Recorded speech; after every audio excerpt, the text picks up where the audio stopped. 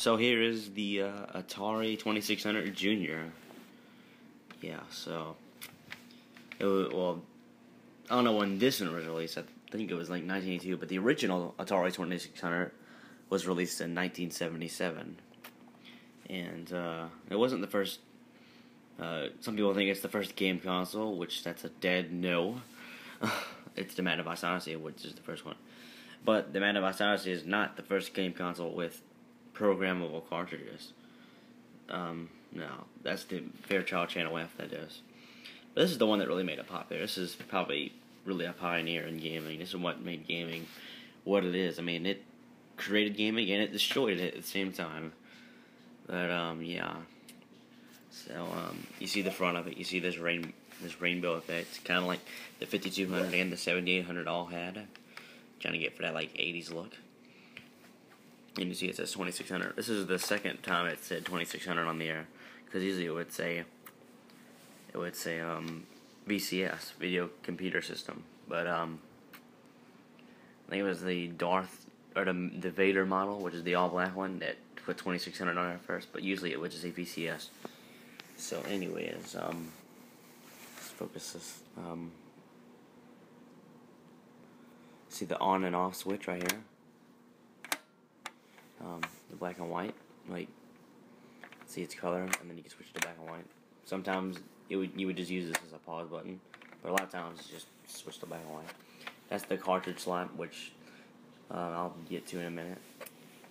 That's the select button, which basically you can select your game. There's some games only have one mode, while a bunch of them have a bunch, like Space Invaders has 112 different variations of the game in that one cartridge, while games, let's say like Adventure, only has 3.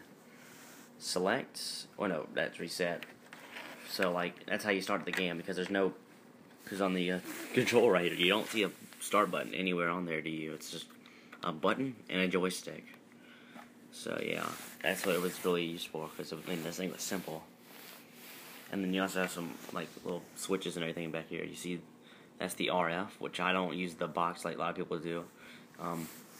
It's just a RCA cable with a little coax adapter, because I mean my TV doesn't have just the RCA. It has composite and everything, but not the standard RCA. Let me just turn on the light because it's getting dark. There we go. Has the G9, which is basically 9-pin connectors, which you would find on a Genesis, a Master System, a ColecoVision, a Television. All those systems had it. Even the Fairchild Channel F. So it means you can use a Genesis control, which a lot of people do, because it makes it a lot easier to use. You have the difficulty settings. Both of these right here are difficulty switches. That's the power. That's the AC. I'm not sure what the AC in there. So I remember one time I saw it spark right there. And then that's the difficulty. Well, what is that one? Oh, yeah, that's the channel 2 and 3. And that's the second port right there. So, on the bottom, it's just really simple. Because I think this is the first time they didn't make them in America. I think they made them in Texas before, but then they made them in China. Like, a lot of people were doing that. So, that's why this thing's really brittle and cheap. So, I'll show you what the controller looks like. Here's the Atari 2600 joystick. As you can see, it's kind of bulky. Sort of. I mean, it is. I mean, it may be an iconic controller, but it's not that good in my opinion. It's just really stiff, and it's really hard to hold. Like, you're supposed to hold it a certain way, which I won't be able to do because I have to hold this camera. But you got the button. It's got I think it's a four-way joystick. Yeah, and this thing was dirty whenever I got it, so I had to clean it out. It's not like modern controllers where you just see like little. You see, like, where you had the little rubber pad things where you push a button down. This one's just like, I don't know. It's kind of hard to explain. It's just really weird looking on the inside. So let me show you what a game would look like. Well, here's Defender. It's a really good game, but it's on a lot of systems. But here's what a typical Atari 2600 cartridge looks like. I mean, there's a few other variations, but this is the main one really. And this is what Ataris look like. So yeah, you'd see it has the logo, which the art on Atari games, a lot of games from this time look pretty darn cool in my opinion. And it's got this right here. Like, this is how you can tell if you're putting it in right, because on here it would just look like it looks like this whenever you have it. Like, see, it goes in like that, so you can see your time, so you can see what you're playing. And unlike most cartridges or whatever, where you can see the inside, like you can see the board. This one you have to either take it apart, which there's like screws in there, or you can see like little indentions in there. There's screws in there, and you take it apart and you clean it. I'm sure this thing's really dirty, or you have to get like a screwdriver or something and just like push this thing down. Because how it works though is, if you see in there, it's like really deep in there. Like, it's not, you just stick it in there. I mean, like it's basically touching those, and it's pushing up on the inside of it, and it's like pushing that little plastic piece right here like up to the main board. So basically it'd be like this. You can kind of hear it. That's why it does that. If you don't put it in all the way, it does that. You can just do this basically. It's not like a normal cartridge where you just go, ugh. This one's really easy just to take out like that. But yeah. I guess. Wait, I'll show you what. Now you can put the Sega Genesis games in there. Oh no, not Sega Genesis games. I mean the controller or anything with the 9-pin cord like that. Good focus, kind of. Yeah. So if you're using this or whatever, which a lot of people probably do, the B button's what you would use, like as that one big red button, and you would use this as the joystick. Though on games that say it needs the paddle controllers, which is basically like a oval looking controller. I mean, you have to kind of see it for yourself, but it's like a red button on the side, which a lot of controllers use. Right after that, it just uses controllers on the side too, like buttons, like a red button, and it's got like a little knob looking thing. And you would use that for like breakout and everything. So you can't even use this. You can't use that either when it says for use with like paddle controllers. And same thing with this. You can't use paddle with Defender. They basically program it that says nope, you ain't using that. It's not like once you use it, like you have to use these. Like, you have to use this with joystick, and you have to use the paddle with the paddle games. So I'll show you some gameplay. Okay, so unlike most game consoles where I can basically just play some games and just like stop recording and like pause the recording and then switch out the game, on here I'm gonna have to like go up there and like you're gonna see me in the camera and go up there and like switch the games and everything else. Well, not switch the game, but like in order to start it, because there's no, like I said, you have to start it from the game console itself. So yeah, I'll show you what I mean by everything and all this select and everything. Okay, so I have Defender in there. I'm gonna show you what I mean by like everything on there, like it's enough to play, and you're gonna see like you see the game playing, and then to select the game, you would just hit this. Yeah, you see the select.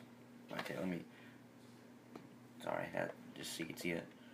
But yeah, you'll see me hit select button changes the game modes. I don't know how, that was 20 on there. And then yeah, I'll show you what the reset button does.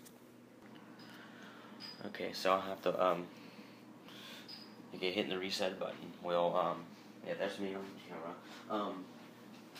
It'll reset the game and then it gets started. And I'll just show you what this game is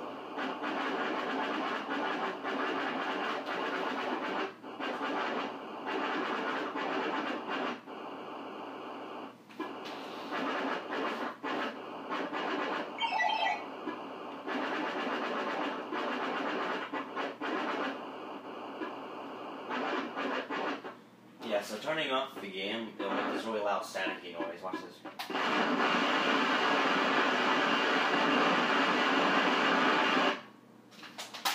It does that. So, okay, I'll show you another game.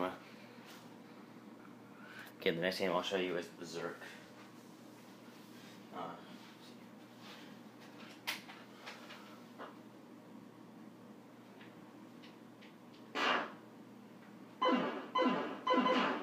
might think this thing is like 4-bit or 2-bit or anything, but technically this is an 8-bit game console.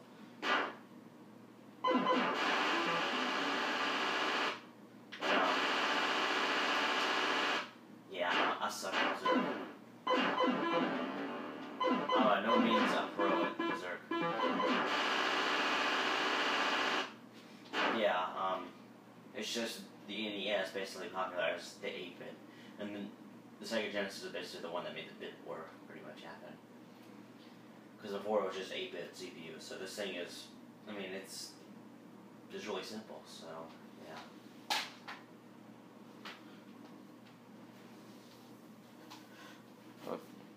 The next game, I think, maybe. I'm going to show you a game that requires the panel controllers, and I'll show you that you can't really use it without those. So yeah, it's Breakout. You'll see, like I'll be showing, I'll put the controller in there. Like, I mean, well, I haven't reset it yet, but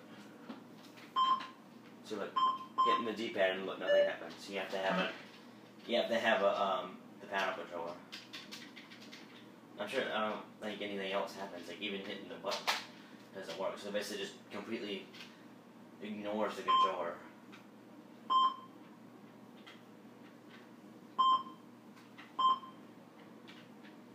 So yeah. Now I'll show you my final thoughts about the game.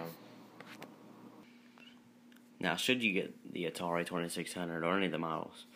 Well, if you want retro games, this is one of the best ones to get. Like, I mean, I'm not saying like all the games are good, but I mean, it's pretty cool. Like, you're not gonna find any 1 hour, 2 hour long games unless you just play for that long. They're really short games that you can play for like a few minutes to kill time, I guess you could say, or just to see, have nostalgia, or to see what games were like back then. But yeah, I think you should get it. Unless you just hate retro games, you want good graphics, you want a good controller, and you want nothing but shooting or something like that. Even though there are shooter games, but you have to have all those criteria. Then don't get it. But I mean, then you wouldn't be watching my channel then, because yeah, why would you click on Atari 2600 if you were suspecting good graphics? But that's not what it's about. It's just about having a good time. So yeah, I'd say, well, I already said I'd say you get it. Though I don't think this is the best model to get. I mean, I got this thing for free actually, or something like that. It was really cheap. So,